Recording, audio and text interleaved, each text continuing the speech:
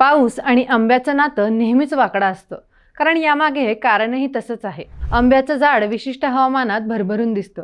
फेब्रुवारी-मार्चच्या सुमारास झाडांना फुलं येतात आणि पुढच्या काही आठवड्यात फळं आकार घेऊ लागतात. पण जर या काळात अचानक पाऊस पडला तर ही नाजूक फुलं झाडावर टिकत नाही.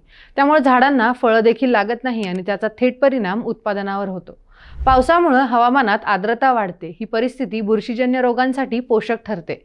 आंब्याच्या झाडावर आणि फळांवर बुरशीचा प्रादुर्भाव होतो, ज्यामुळे फळं खराब होतात. त्याचबरोबर जेव्हा आंबा पिकण्याच्या अवस्थेत असतो तेव्हा पावसामुळे फळं चिरतात आणि त्यांची साठवणूक करणं कठीण होतं. परिणामी वाहतुकीदरम्यान त्याचं मोठं नुकसान होतं. या सगळ्याचा परिणाम म्हणजे आंब्याची गुणवत्ता कमी होते, उत्पादनात घट आणि बाजारात मिळणारा दरही घसरतो.